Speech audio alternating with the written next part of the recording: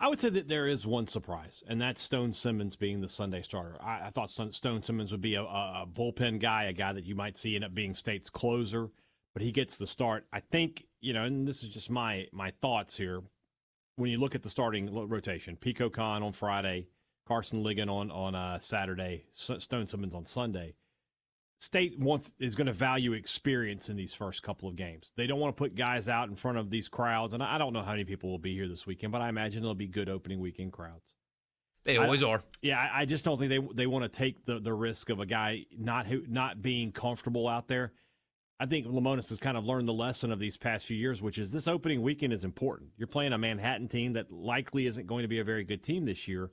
So if you lose to them, that's going to be an anchor on your RPI. And it is never, ever too early to start talking about your resume and what it means to be able to host. Well, especially because over the last couple of years, they have suffered these losses in the non-conference to not good teams that have cost them one way or another. You go back and look at Lemonis' first two seasons, and winning in the non-conference is a huge reason why they hosted those 2 years. I think in his first 2 years, they lost one non-conference game. One. And it was to USM on a Friday in a weekend series. Yeah, that doesn't hurt you at all. And it was I believe the final score was 1-0. I mean, it was that kind of game. So Manhattan, by the way, went 22-30 a year ago. Yeah, you just can't take the risk. So put guys out there who have pitched in this environment before, and then work your young arms in. Hopefully, your bats can give you some runs on the board, so you can play, a bunch of guys in and out of pitching situations. But Simmons getting a start. I think by the end of the year, Simmons might be back in the bullpen, but you never know. He's a veteran. He may give you that Who would quality be a prime Sunday candidate to replace him if he does go back into the bullpen? There's a true freshman, Charlie Foster, who I thought might have had a chance, a left-hander that was a big recruit for State, could possibly be that guy. When we talked to Lemonis back in the fall, he mentioned Mekhi Grant as a potential starter for Mississippi State. He's a guy that I think last year would have played a big role for State had he not gotten hurt. Had Tommy John. He's been out for the 18 months now. But he's a guy who can throw high velocity, 97, 98 consistently. The other one to watch is Jacob Pruitt, the transfer from Indiana State. I won't be surprised if he's the guy who starts for State on Tuesday against Southern Mississippi. A veteran guy, played in some big games up there at Indiana State, as you know, was a good team last year.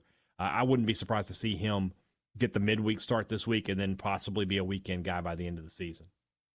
Awesome.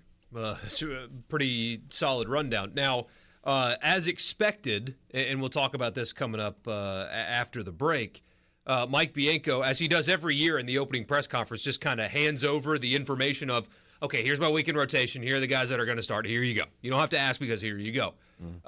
Did not happen. There's nothing wrong with this. It's just different strokes, different folks. Neither one is correct or incorrect.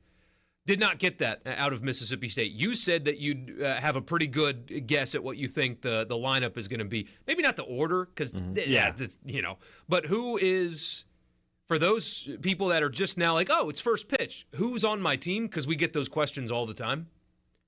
Who do you think will be in the lineup come Friday? Well, there's a couple of names that you can easily, pencil in. No question's going to be asked, and obviously it starts with Hunter Hines at first base. He will be the guy there. He's the the I don't know if leader is the right word, but because he's been there for 4 years now. This is his fourth year. He will likely in all likelihood, assuming he doesn't suffer injury or anything like that, he will be Mississippi State's all-time leading home run hitter by the time we get to the end of this season. And then you look at another familiar name in Bryce Chance. He will take one of the three outfield spots. I don't know which one as of yet, probably in left, but we'll see if, how that works out. But Bryce Chance is a guy who I feel will be in the starting lineup, no questions asked. A new face that I would automatically pencil in will be at third base, and that's the Houston transfer, Ace Reese. I think Reese has the potential to be the best guy on this team by the time we get to the end of the season. Be a double-digit home run guy, and I mean high double digits. Should hit over 300. We'll see how he does in the field. He's had some issues these past few weeks, but it's been weird that State has kind of struggled at third over the last couple of years, trying to find an anchor third baseman. But from a batting perspective, I got no questions. Ross Highfield back behind the plate after missing all last year with an injury. That's a big plus for Mississippi State because he's a plus catcher behind the plate, but he's also a big bat. He can be a double-digit home run guy for Mississippi State. Dylan Cupp is a guy who started the year last year at short, and then when he got injured, David Mershon took that job and never gave it back. But Cupp was a big-time recruit 2 seasons ago. Now as a sophomore, this is a guy that turned down some, could have probably gone in the draft coming out of high school, but didn't. Came to Mississippi State. Expect big things from him. They have high hopes for him. And then another guy you saw some of last year, Nolan Stevens.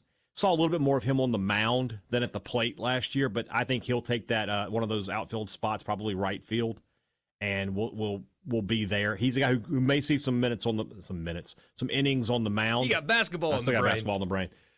So he'll see some time on the mound, but he'll definitely be one of the starters in the outfield, as will another guy who's probably going to get some role on the mound, and that's Noah Sullivan, who was, I think, a preseason All-American as a reliever.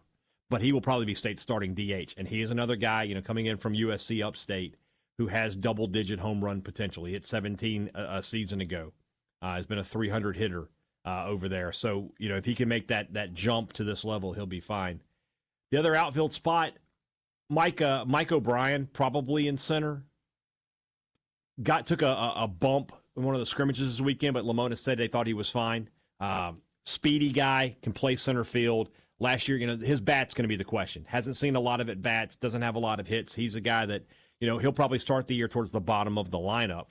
But, the potential's there for him. But defensively, I think he's going to be pretty good. And then at second, that's probably one of the bigger position battles State's had. You've got Gatlin Sanders, who is was at Jones last year, was a pretty good JUCO hitter, 356 last year at JUCO. Or you've got the transfer from the Citadel, Sawyer Reeves. I wonder if Lemonis, being a Citadel man himself, might have a little bias in that situation. I don't know. Those are your 2 guys who are likely going to be out there at second. One of those 2 will be the starter. The one thing that State has this year they didn't have last year, there were times last year where you were like, State needs to pinch hit here, and you would look at the bench, and you're like, who? You got nobody with any experience to pinch hit. This is a much deeper bench, and so they've got 3, 4, 5 guys that they can put out there, play defensive replacements, but not worry about them just being a total black hole at the plate. So there's a much deeper team. We'll see if the top line talent, though, is good enough to be a part of this SEC race.